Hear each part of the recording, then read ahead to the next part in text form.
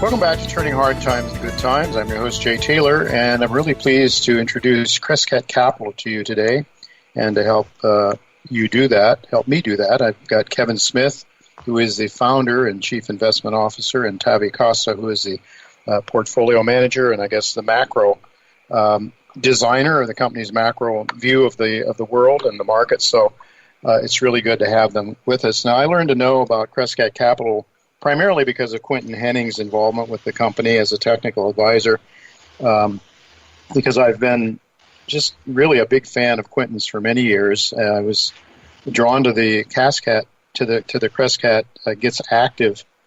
It's called the Crescat Gets Activist on Gold and Silver video series, which are absolutely excellent. And if you're interested in this sector, I think it's one you're going to want to pay attention to. It's on their YouTube. It's on their YouTube channel, the Crescats YouTube channel. As you know, Quentin has a sharp eye for talent and integrity, and he is quite selective in who he does business with. So it's not surprising that he chose to go to work with Crescat, given its stellar performance over many years. For example, one of the funds managed by Crescat is the Precious Metals Hedge Fund, which has gained 235% from its inception on August 1, 2020, through July 31st, 2021. Now, that's pretty darn good, considering the fact that we've had several months of pretty wretched, well, not wretched, but certainly not very robust markets for the junior sector. So the company was co-founded by Kevin and his wife, Linda, and Kevin is the chief investment officer, and he is joined, as I say, with Tavi Costa here with us today, who is the company's involved with the macro economic view of the company. Certainly both of them work on that as well.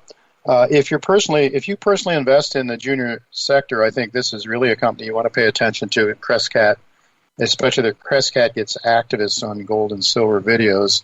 And so I really want to welcome Kevin and Tavi for joining me again today. Thanks, both of you, for joining me. Thank you, Jay. Yeah, thanks for having us. You bet. And yet I should mention it's Crescat.net, I believe, is your website. Crescat, Crescat.net. Kevin, I just noted that, I just mentioned that 235% gain during the first year of the existence of the Precious Metals Hedge Fund, despite some weakness in the market, as you're painfully aware. How have you managed to do so well, right out of the gate? Well, thanks. That's really thanks to the assistance of Quentin Henning, first and foremost. I mean, we, like you mentioned, it's basically been a flat to down market for gold and silver in that 1 year performance that we've had since we launched the fund. But we've been able to do so well because we've been focused, number one, on the exploration side of the segment of the industry, where we think there's a tremendous amount of value, first of all, to get to initiate positions, but also a lot of value to be created as we get involved with many companies that are involved in making new discovery of gold and silver, and with Quentin helping us direct our funds in an activist sort of way, so we can actually get money to these companies to actually do drilling and make discovery.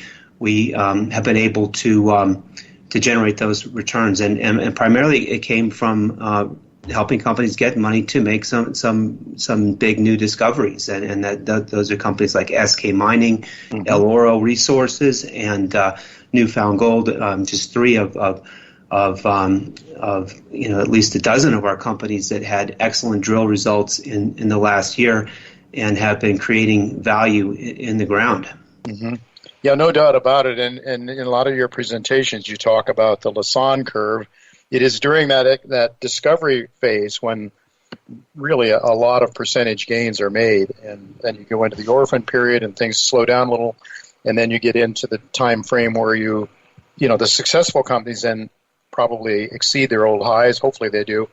But you're primarily engaged in that. This fund is primarily engaged in the exploration sector, which of course is Quentin Henning's strength. So, it's really a great model. I think and then you have somebody that's as good as he is to work with. And also, you say activist. It means you are you are actively involved, and I think a lot of the companies pay a great deal of attention to Quinton's ideas and his ability to interact with their technical people, with the company's technical people, with their geoscientists, is really, really what makes this work, I think. Absolutely, Quinton's expertise is really key in all of this. He's been in the industry for at least 30 years and knows a lot about discovery. And when the companies really are eager to listen to him and we can be involved in that way. Activism to us means a bunch of different things. One of them is certainly Quinton's active involvement with the companies. It's also his involvement with helping to tell the story. Yes, and it's our ability to put a significant chunk of capital into these companies too, whereby we can get a significant stake in what are small cap and micro cap stocks, often where we can get anywhere between 5 and up to 20% of the shares of the outstanding shares of these companies on a partially diluted basis, including the warrants that we're able to strike as part of the deals. And we get involved in PIPE deals, which are private placements in public securities, also some pre-IPO situations. But by investing in the private placements in the public securities, we're able to often come in at a discount to the public price and get warrants as part of the transaction. And those are just some of the extra kickers that we're able to to have inside of this hedge fund strategy. Mm-hmm. Well, for sure, and I should mention it just briefly because I think we want to focus primarily on the gold and silver sectors and the exploration sectors, but it should be pointed out that Kevin, your firm has done very well over the years. You have a global macro hedge fund, and you have a long short hedge fund, and especially I think the long short hedge fund shows a 491% gain since May 1st, 2000, if I'm reading this correctly, and I mean, that's pretty good because I don't know how many guys have tried to, go short and have lost their shirts. I mean, it's just been a horrible thing to try to do. But I guess what you do is you move it around. I mean, it's not just short. So how do you determine when you're basically short and when you're basically long? I don't know if this is a question for either of you. I'll let Tavi chime in since I've been doing a lot of the talking. Go ahead, Tavi.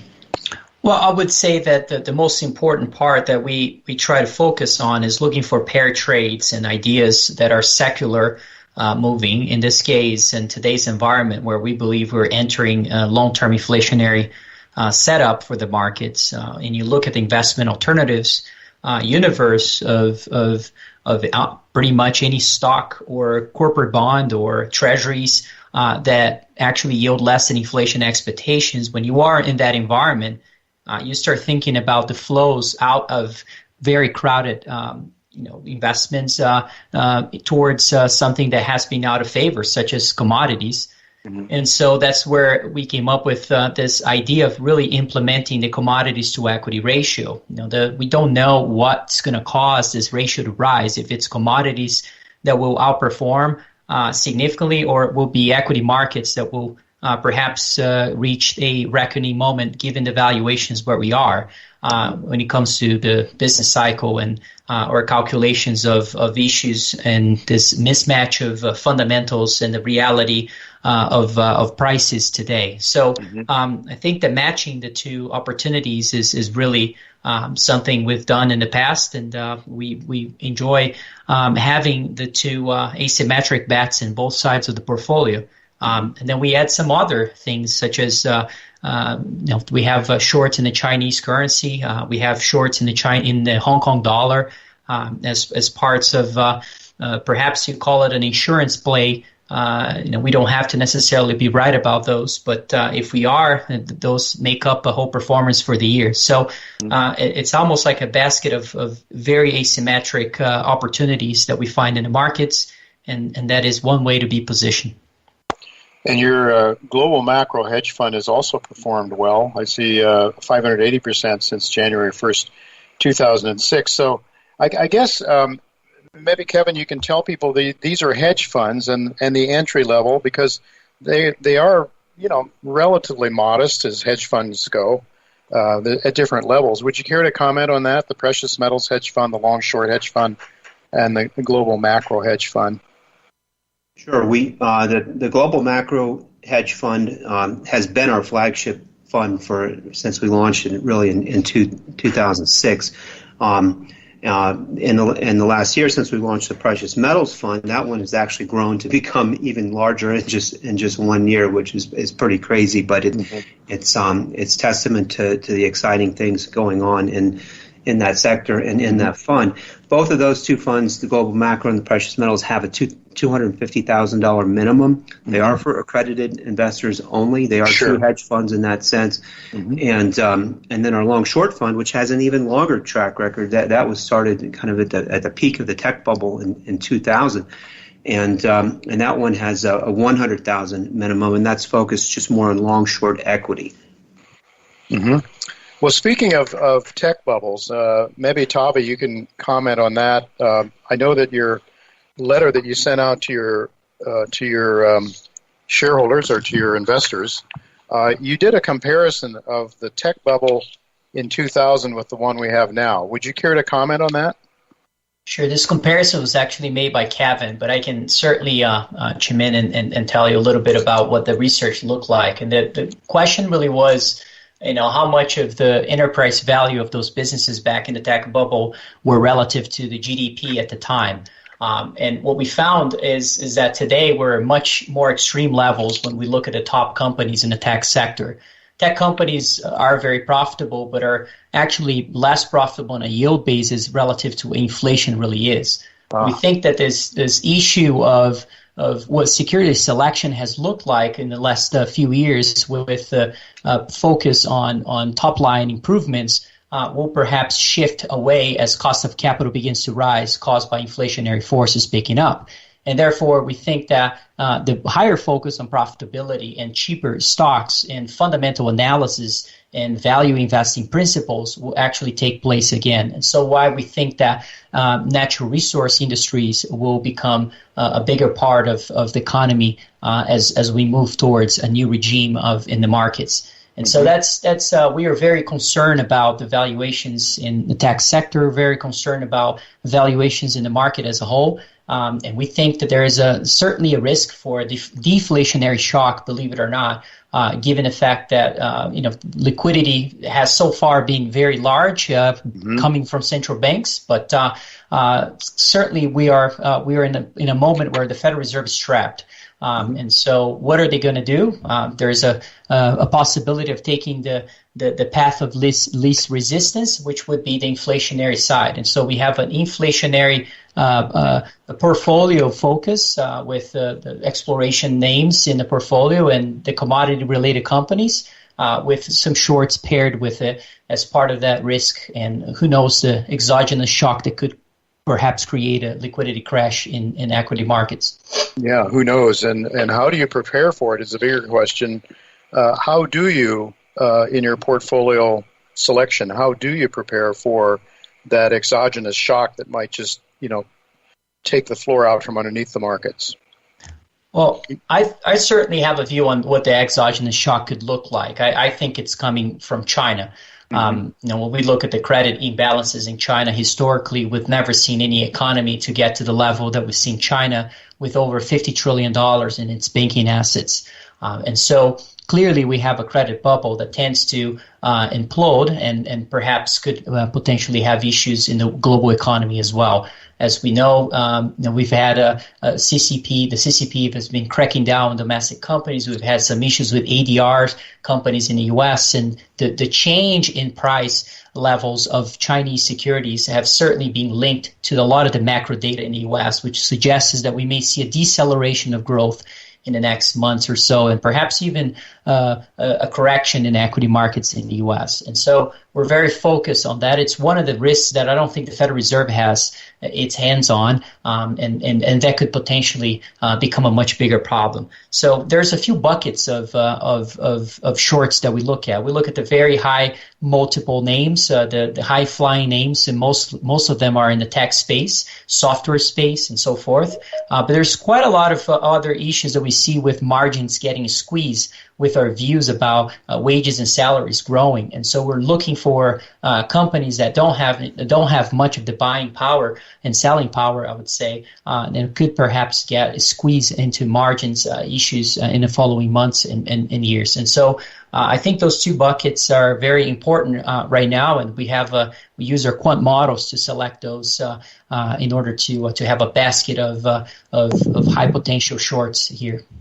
Yeah.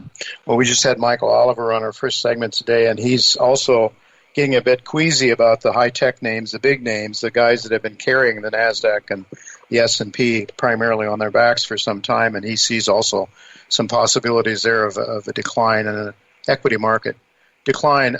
What about cryptocurrencies? What are your thoughts on that? I haven't really taken the time to see if you've commented on it, but either of you want to talk about cryptocurrencies? Is there any place in your world for that? I'll let Kevin comment on it. Yeah. I'll give my comments first. The crypto world for me has always been I've been a real skeptic because I look at it as someone creating some software out of thin air, and that's going to become money all of a sudden. I mean, we like gold and silver because it has thousands of years of history as a tangible asset, as money that central banks own, that people own and trade with. However, there's some credence, and what's interesting about the crypto world, and especially the Bitcoiners, is that they've really adopted all of the same global macro narrative of the gold bugs. That they call it Bitcoin. Their symbol is gold, and it's in limited supply, even though it's just there's an unlimited number of competing cryptocurrencies.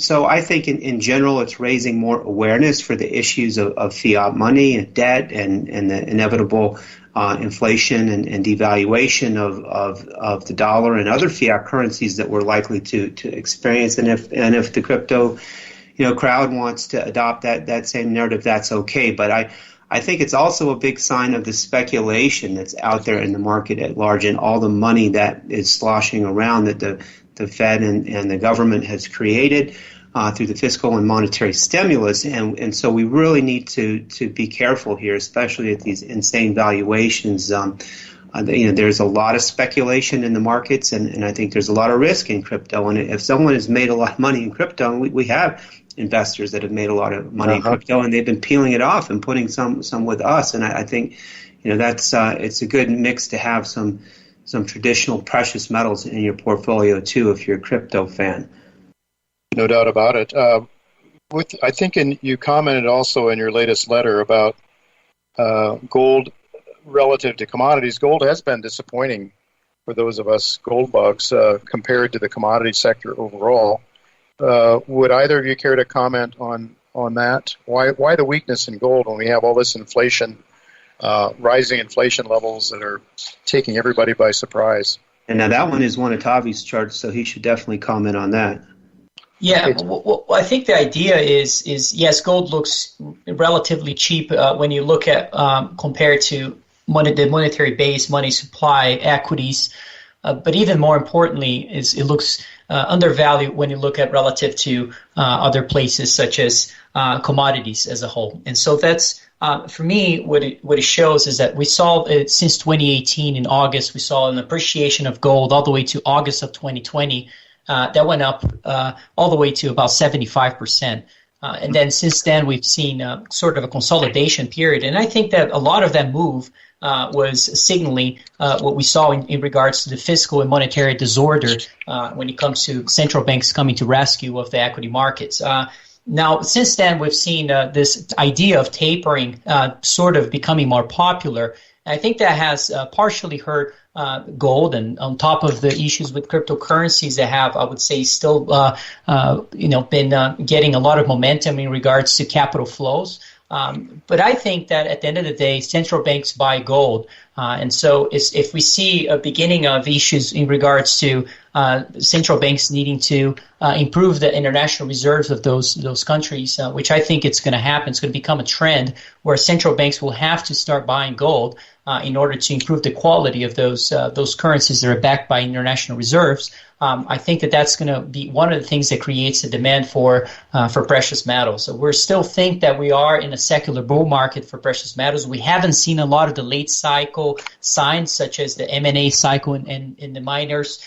We haven't seen the capex growth to levels that are unsustainable. We haven't seen the leverage ratios move significantly higher for the miners. So everything looks fundamentally cheap in different parts of the industry. And I think that's a big sign of where we are today. And I think this is just a sell-off and an incredible opportunity to be looking for high-quality projects to put money to work. Yeah, we've seen gold at the bottom in this cycle, just a bit around $1,100. It's gone up to $1,800 right about now. But I guess we haven't really seen anything like a blow-off phase that you would expect in the late part of a bull market. And so, you have to wonder. But it is. What about the gold shares then? Do you anticipate the gold shares should, I would think, because of the leverage factor, should outperform the bullion then at some point here?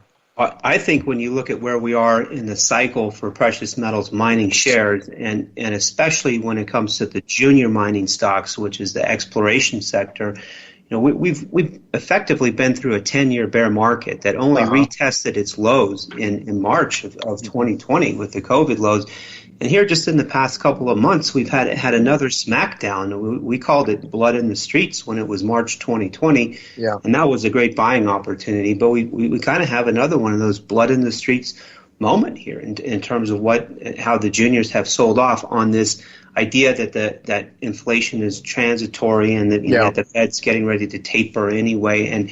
And we think it is just still so early in a new market because the majors have underinvested in replacing their reserves, and they're going to have to go to the juniors if they want to increase their production, even if they want to maintain their production. And it's a very bullish setup for gold and silver in general, but for the junior miners, it's an incredible setup. Yeah, and those majors are going to look for big deposits, and we know who has this model of go big or go home, don't we? Indeed.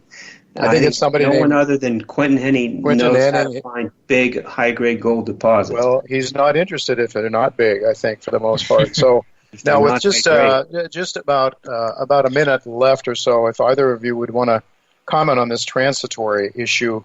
I mean, it seems to me if we went into a bear market, if we went into a stock market decline, we might see some of that. Or Tavi, you were mentioning any number of things that could happen, exogenous factors that could pull the floor out from under us. But maybe real quickly, if you'd like to just comment, what are your thoughts? Is this a transitory, of course, and it's not going to go up every month, but are we in a new stage like the 1970s of much higher inflation rate? I have to comment here because I really do believe, and I think Tavi shares this belief, that we're entering a stagflationary environment, not a deflationary environment. Our bet is on inflation, but when you look at other stagflationary periods like the 70s and like that 73-74 bear market, we haven't seen one of those since 73-74. We kind of saw one in 01-02 when commodities started to take off and the tech bust happened, but 73-74, that was the killer. Go listen to Warren Buffett and Charlie Munger and hear them talk about those days because it was brutal. And that's a time when large cap growth stocks can get pummeled and gold stocks and commodity stocks can take off to the upside at the same time. And so that's the type of market that we are in position for and that we envision. Tavi, do you have any quick comments on that? I think you guys are about done, right? As I can see here. So I'll let my comments for another day. Very good. Another day, yeah. Well, thank you, both of you, for being with us today. It's really great to have you, great to introduce you to our listeners, and I hope we can have you back again sometime in the not-too-distant future. So thanks very much for being with us. Thank you, Jay.